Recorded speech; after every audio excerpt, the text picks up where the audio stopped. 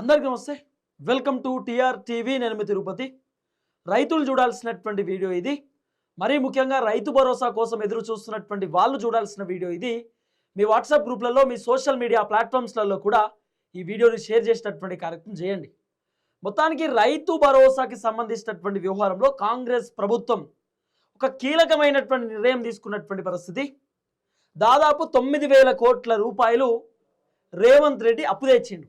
RBI bank నుండి అప్పు తెచ్చిండు. దాంట్లోకి వెళ్ళి ఆల్రెడీ 4,000 కోట్ల రూపాయలు ఖర్చు పెట్టిరట. మరి కాంట్రాక్టర్లకు ఇచ్చిర్రో లేకపోతే ఇంకా ఇతర ఖర్చు పెట్టిరో తెలియదు. 9,000 కోట్ల రూపాయలు అప్పు తెస్తే దాంట్లోకి 4,000 కోట్ల రూపాయలు ఆల్రెడీ ఖతమైపోయినాయి. ఇంకొక 5,000 కోట్ల రూపాయలు మిగిలినాయి. ఈ 5,000 కోట్ల రూపాయలు రైతు భరోసా కోసం ఖర్చు పెట్టడానికి రెడీగా ఉన్నారు. మరి 5,000 కోట్లు సరిపోవు కదా. మరి 9,000 కోట్ల రూపాయలు కదా కావాల్సింది రైతు భరోసా ఇవ్వాలంటే. సుమారు 80 లక్షల మంది రైతులకు రైతు భరోసా రావాలి. 1,48,00,000 ఎకరాలకు రైతు భరోసా రావాలి. ఎకరానికి 6,000 రూపాయల చొప్పున రైతు భరోసా ఇవ్వాలంటే ఒక్కొక్కరికి 3 ఎకరాలు ఉంటుంది, 4 ఎకరాలు ఉంటుంది, 5 ఎకరాలు కూడా ఉంటుంది. మరి వీళ్ళు 5,000 కోట్ల రూపాయలతో రైతు భరోసా ఎట్లా పూట గడుపుతారు? 5,000 కోట్ల రూపాయలు ఎట్లా సరిపోతాయి? వీళ్ళ ఎస్టిమేషనే 9,000 కోట్ల రూపాయలు. మరి 5,000 కోట్లు ఎట్లుంటాయి? మరి మిగతా 4,000 కోట్ల రూపాయలు ఎట్లా అడ్జస్ట్ చేస్తారు? అసలు వీళ్ళు ఆర్బీఐ బ్యాంక్ నుండి అప్పు చేసిందే రైతు భరోసా కోసం 9,000 కోట్ల రూపాయలు. ఆ 9,000 కోట్ల రూపాయలకి 4,000 కోట్లు పోయినాక 5,000 కోట్లలో ఏం చేస్తారు? అసలు ఎంతమందికి ఇస్తారు? అసలు వీళ్ళు రైతు భరోసా పైన ఎందుకు లేట్ చేస్తారు? లేట్ చేయడానికి గల కారణం ఏందనేది నేను ఇన్డెప్త్గా మీతో మాట్లాడే కార్యక్రమం చేస్తాను. ఫస్ట్ టైం మన ఛానల్ చూస్తున్న వాళ్ళు దయచేసి సబ్స్క్రైబ్ చేయండి, షేర్ చేయండి, లైక్ చేయండి. మీరు సబ్స్క్రైబ్ చేసుకోవడం ద్వారా నాకు కొండంత ధైర్యం వస్తుంది, బలం వస్తుంది. నేను ఇంకా గట్టిగా వీడియోలు చేస్తాను. రైట్, ఇక టాపిక్లోకి పోతే రైతు భరోసా డబ్బులు కాంగ్రెస్ ప్రభుత్వం ఇవ్వడానికి రెడీగా ఉన్నారు. నిన్న ఢిల్లీ హైకమాండ్ దగ్గరికి కాంగ్రెస్ పార్టీ మంత్రులు, ముఖ్యమంత్రి రేవంత్ రెడ్డి, పిసిసి అధ్యక్షుడు మహేష్ కుమార్ గౌడ్, కొంతమంది సీనియర్ లీడర్లు వెయ్యిరు. రాహుల్ గాంధీ రైతు బంధు గురించి కూడా అడిగిండట. రైతు బంధు ఏమైంది? రైతు బంధు ఎందుకు లేట్ చేస్తున్నారు? రైతు భరోసా లేట్ చేయడం వల్ల ప్రభుత్వంకి చెడ్డ పేరు వస్తుంది, ప్రభుత్వానికి డ్యామేజ్ అవుతుంది, రైతులు ప్రభుత్వాన్ని తిడుతున్నారు, రైతులు ప్రభుత్వం పైన కోప్పడుతున్నారు, ప్రభుత్వానికి తీవ్రమైనటువంటి వ్యతిరేకత వస్తుంది. కాబట్టి మీరు ఏం చేయకపోయినా పర్లేదు, ఫస్ట్ 6 నెలలకు ఒక పంటకు 6 నెలలకు ఒక పంటకు రైతు భరోసా అకౌంట్లో టంక్షన్ ఇవ్వండి. అది వేసిన తర్వాతనే ముచ్చట. ఫస్ట్ రైతు భరోసా డబ్బులు వాళ్ళ అకౌంట్లో వేసేయండి అని చెప్పి కాంగ్రెస్ ప్రభుత్వానికి సంబంధించినటువంటి లీడర్లకు హైకమాండ్ చెప్పే కార్యక్రమం చేసిరట. రేవంత్ రెడ్డిని రాహుల్ గాంధీ పర్సనల్గా అడిగిండట. రైతు భరోసా ఏడాదికి వచ్చింది, మొత్తం సర్వే చేయించారు అధిష్టానం. కంప్లీట్గా 33 జిల్లాలలో 119 నియోజకవర్గాలలో హైకమాండ్ సర్వే చేపిస్తే రైతులకు సంబంధించిన వ్యతిరేకతను ఎక్కువ ఉన్నది. ఎందుకు రైతులు ప్రభుత్వం పైన వ్యతిరేకంగా ఉన్నారంటే 4-5 అంశాలు ఉన్నాయి. ఒకటి, రైతులకు పట్టా పాస్ పుస్తకాలు కొత్త ఇస్తా అని చెప్పి ఇప్పటిదాకా ఇయ్యలే. రెండోది, రైతు భరోసా ఇప్పటిదాకా రాలే. మూడోది, రుణమాఫీ పూర్తి స్థాయిలో కాలే.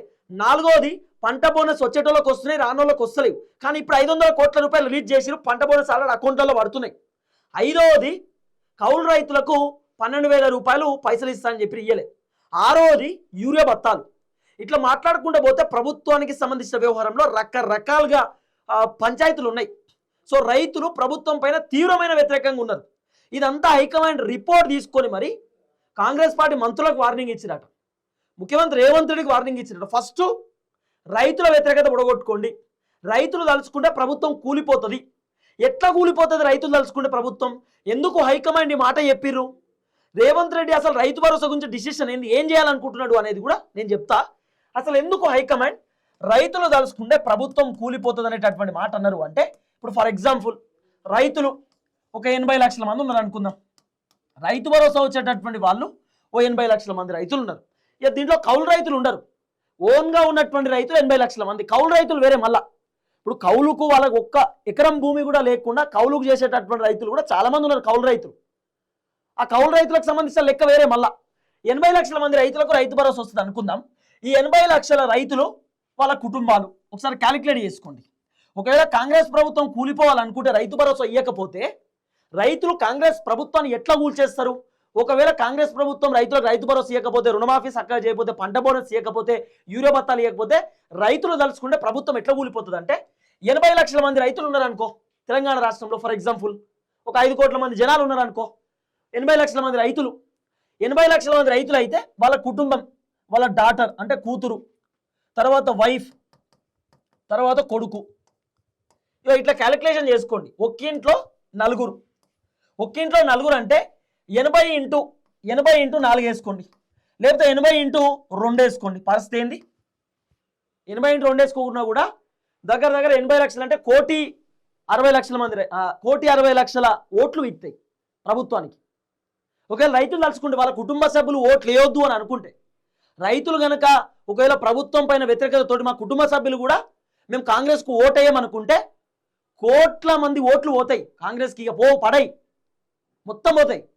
కాబట్టి రైతుల జోలికి పోవద్దు. రైతులను కనుక ఇబ్బంది పెడితే ప్రభుత్వం కూలిపోతుంది. కాబట్టి ఇమీడియట్లీ రైతు భరోసా అకౌంట్లో వేయండి. ఎప్పుడు వేస్తారో చెప్పండి అని కూడా ప్రభుత్వానికి సంబంధించిన వాళ్ళతో అడిగితే, మేము ఆల్రెడీ సర్వే చేయించినాం సార్, మేము మండే నుండి వేద్దాం అనుకుంటున్నాం. ఇది రేవంత్ రెడ్డి చెప్పిండట. సోమవారం నుండి వేద్దాం అనుకుంటున్నాం, సోమవారం నుండి అకౌంట్లో కొడతామని చెప్పి తెలంగాణ రాష్ట్ర ముఖ్యమంత్రి రేవంత్ రెడ్డి హైకమాండ్కి చెప్పినట్టుగా కొంత వినబడుతున్నటువంటి చర్చ. సోమవారం రోజు అకౌంట్లో వేస్తాం. మరి సోమవారం రోజు అంటే ఎప్పుడైతున్నది? ఇవాళ డేట్ ఎంత? ఇవాళ ఫ్రైడే, ఇవాళ 20, రేపు 23వ తారీఖు. వాస్తవానికి 23వ తారీఖు ఎంపీటీసీ జెడ్పీటీసీకి సంబంధించినటువంటి ఎలక్షన్ షెడ్యూల్ రావాలి. షెడ్యూల్ వస్తలేదు. ఎందుకు వస్తలేదు ఎరికేనా? షెడ్యూల్ ఎస్ఎస్సి పోరగాల ఎగ్జామ్స్ ఉన్నాయి, ఇంటర్మీడియట్ పోరగాల ఎగ్జామ్స్ ఉన్నాయి. ఈ ఎగ్జామ్స్ పంచాయతీ నడుస్తున్నాయి ఇప్పుడు. ఈ టైంలో ఒకవేళ ఎంపీటీసీ జెడ్పీటీసీ ఎలక్షన్స్ పెడితే అంత ఆగమాగం అయిపోతుంది పరిస్థితి. కాబట్టి ఇప్పట్లో ఎలక్షన్స్ పెట్టే అవకాశాలు చాలా తక్కువ కనబడుతున్నాయి.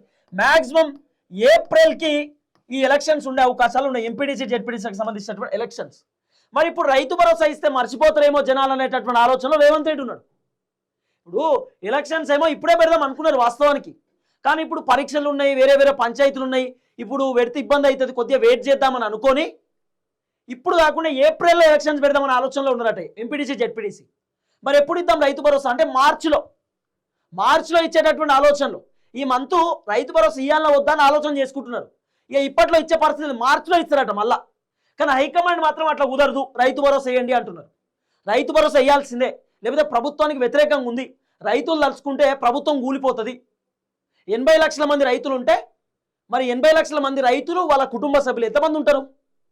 దుకాణం బంద్ అయిపోతుంది కదా కాంగ్రెస్ ప్రభుత్వాన్ని, కథం అయిపోతుంది కదా. కాబట్టి ఇమీడియట్లీ రైతు భరోసా అకౌంట్లో వేయమని రేవంత్ రెడ్డికి రాహుల్ గాంధీ ప్రెజర్ చేసినట్టు. వేయాల్సిందే, లేకపోతే సఫర్ అవుతారు, ఇబ్బంది పడతారు, మీ ఇష్టం అని చెప్పి హైకమాండ్ చెప్పిరట. సో ఇప్పుడు రేవంత్ అన్న 23వ తారీఖు సోమవారం రోజు క్యాబినెట్ మీటింగ్ పెట్టబోతున్నాడు. క్యాబినెట్ మీటింగ్ సెక్రటేరియట్లో పెట్టి ఆ 15-16 మంది మంత్రులతో ముచ్చట పెట్టి ఉన్నాయే 5,000 కోట్ల రూపాయలు. మరి రైతు భరోసా ఎంతమందికి ఇద్దాం ఏందనేది లెక్క పెట్టుకుంటున్నారు. మ్యాక్సిమం నాకున్న సమాచారం 23వ తారీఖు తర్వాత రైతు భరోసా అకౌంట్లో పడుతుంది. మార్చిలో వచ్చే అవకాశాలు ఉన్నాయి, ఎందుకంటే ఫిబ్రవరి కదా, 28వ తారీఖు దాకానే ఉంటుంది. కాబట్టి మ్యాక్సిమం మార్చి ఫస్ట్ వీక్లో రైతు భరోసా రావచ్చు. ఇప్పట్లో ఇక లేనట్టే, ఎందుకంటే ఆల్రెడీ ఆర్బీఐ బ్యాంక్ నుండి 9,000 కోట్ల రూపాయలు పైసలు తీసుకున్నారు. అలాకెళ్ళి 4,000 కోట్ల రూపాయలు ఆల్రెడీ ఖర్చు పెట్టిరు. ఇక మిగిలిన 5,000 కోట్లు, ఈ 5,000 కోట్ల రూపాయలు 4 ఎకరాల లోపు ఉన్నటువంటి రైతులకు సరిపోతాయి. కాబట్టి నా అంచనా ప్రకారం అయితే 4 ఎకరాల లోపు ఉన్నటువంటి రైతులకే ఇవ్వచ్చు. అంటే సుమారు ఒక 50 లక్షల మంది రైతులకు రైతు భరోసా ఇవ్వచ్చు అనేది ఒక అంచనా, ఒక చర్చ. ఇక కొంతమంది అంటా ఉన్నారు, అన్న నువ్వు పొద్దుగాల లేస్తే రైతు భరోసా వేస్తారంటున్నావు అంటే నేనేమంటలేదు, ప్రభుత్వం అంటున్నది. చాతగాని ప్రభుత్వాన్ని మనం అందరం ప్రశ్నించాలి. ఈ చాతగానటువంటి ప్రభుత్వం, మంత్రులు, ముఖ్యమంత్రిని మనం ప్రశ్నించాలి, మనం క్వశ్చన్ చేయాలి. ప్రశ్నించడం మన హక్కు. ఇప్పుడు ఇదే కాంగ్రెస్ పార్టీకి సంబంధించినటువంటి ఎమ్మెల్యేలు, ఎంపీలు, మంత్రులు, ఎమ్మెల్సీలు సిగ్గు లేకుండా ఆ రోజు ఓట్ల కోసం మీ ఇంటికి వచ్చి మీ కాళ్ళు మొక్కి మీకు దండం పెట్టిరు కదా. మరి ఈ ఎమ్మెల్యేలు దండం పెడుతున్నాయి కదా మీరు ఓట్లేసింది. మరి ఈ సిగ్గు లేనటువంటి ఎమ్మెల్యేలను ప్రశ్నించేటటువంటి బాధ్యత మనమే తీసుకోవాలి కదా. మనం ఎందుకు తీసుకుంటలేం? ఒక్క ఎమ్మెల్యేని నియోజకవర్గంలో పర్యటించపరుస్తుందా? మరి అలా రైతులు ఇబ్బంది పడతా ఉన్నారు, రైతు భరోసా లేదు. చాలా మంది రైతులు రైతు భరోసా డబ్బులు ఇయ్యక, ప్రభుత్వం అండగా లేక పంట పండించేటటువంటి పరిస్థితి లేదు. ఈరోజు రైతులకు యూరియా బత్తాలు ఇచ్చేటటువంటి పరిస్థితి లేదు. ఈ ప్రభుత్వానికి ఏమైనా సిగ్గు ఉండాలి కదా. మరి మనం అందరం ప్రశ్నించాలి ప్రభుత్వం. నన్ను తిడితే ఏమవుతుంది వంకాయ? ప్రభుత్వాన్ని ఏమైనా ప్రశ్నించాలి కానీ నేను మీకోసం పోరాటం చేస్తున్నా. నేనేందో రైతన్నలకు తెలుసు. రైతన్నల కోసం ఇప్పటి నుండి కాదు, కాంగ్రెస్ అధికారంలోకి వచ్చిన దగ్గర నుండి పోరాటం చేస్తున్నా. కాంగ్రెస్ అధికారంలో వచ్చిన దగ్గర నుండి ఫైట్ చేస్తున్నా. ఎవ్వరికీ భయపడాల్సిన అవసరం లేదు. ఏం ప్రభుత్వం అంటే ఏంది? గవర్నమెంట్ అంటే మనం రూపాయి పన్నులు కడుతుంటే ఇలా గవర్నమెంట్ నడుస్తున్నది. ఏం రేవంత్ రెడ్డి జేబులోకి వెళ్ళి ఇస్తుండా? కాదు కదా, మన పైసలు మనకు కదా ఇచ్చేది. ఇష్టానుసారంగా ఖర్చు పెడుతుంది తప్ప రైతులకు ఏం జరిగింది తెలంగాణలో? మనం ఎందుకు ప్రశ్నించకూడదు? ఎందుకు గట్టిగా మాట్లాడకూడదు? మాట్లాడాలి ఖచ్చితంగా, ప్రశ్నించాలి ఖచ్చితంగా. ప్రశ్నించకపోతే కుదరదు, ప్రశ్నించాల్సిందే. ఎవ్వడికి భయపడాల్సిన అవసరం లేదు.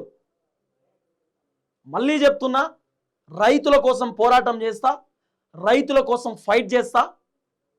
నా రైతన్నలకు రైతు భరోసా వచ్చే వరకు కాంగ్రెస్ ప్రభుత్వాన్ని కడిగి పారేస్తా. నా రైతులకు రుణమాఫీ అయ్యే వరకు ఈ ప్రభుత్వాన్ని వదిలిపెట్టే ప్రసక్తి లేదు. 500 రూపాయల పంట బోనస్ వచ్చే వరకు ఈ ప్రభుత్వాన్ని వదిలిపెట్టేది లేదు. నేను చెప్తున్నా మళ్ళీ, అతి త్వరలో మన ఆఫీస్లోనే రైతన్నలను పిలిపిస్తా, రైతన్నలతో ఒక మీటింగ్ పెట్టే కార్యక్రమం చేస్తా. లేకపోతే ధర్నా చౌకే పోదాం అందరం కలిసి, రైతులం అందరం కలిసి. ఎందుకు రైతు భరోసా ఇస్తలేరని చెప్పి దానికి ధర్నా చౌక్ ధర్నా కూర్చుందాం పోయి. దేనికన్నా నేను రెడీ. రైతన్నలకు రైతు భరోసా వచ్చే వరకు మన ఫైట్ ఆగదు. సో హైకమాండ్ మాత్రం చెప్పిరట వేయాల్సిందే అని. 23వ తారీఖు డిసిషన్ తీసుకుంటాం సార్, రైతు భరోసా వేస్తాం, అకౌంట్లో మేము రెడీగా ఉన్నాం, డబ్బులు కూడా రెడీగా ఉన్నాయని రేవంత్ రెడ్డి చెప్పిండట. మరి ఎప్పుడు పడుతుందో చూడాలి. దయచేసి వీడియో అందరికీ షేర్ చేయండి, అందరికీ తెలవాల్సినటువంటి అవసరం ఉంటుంది. చూద్దాం ఏం జరగబోతుందో. ఇంకో పని చేయండి, ఫస్ట్ రైతన్నలు ఎమ్మెల్యేలు ఎవరైనా మీ నియోజకవర్గానికి వస్తే గల్లాలు పట్టుకొని అడుగురు ఎమ్మెల్యేలను. రైతు భరోసా ఏమైంది, మహిళలకు 2500 ఏమైంది, 4000 రూపాయల పెన్షన్ ఏమైంది, 500 గ్యాస్ సిలిండర్ ఏమైందని చెప్పి ఈ చాతగాని ఎమ్మెల్యేలను అడుగుర్రి. ఆ ఎమ్మెల్యేలు సమాధానం చెప్పకపోతే ఊర్లో నుండి తరమండి, అప్పుడు బుద్ధి వస్తుంది ఎమ్మెల్యేలకు. చూద్దాం ఏం జరగబోతుంది. అందరికీ నమస్తే, థ్యాంక్ యూ సో మచ్. జై తెలంగాణ.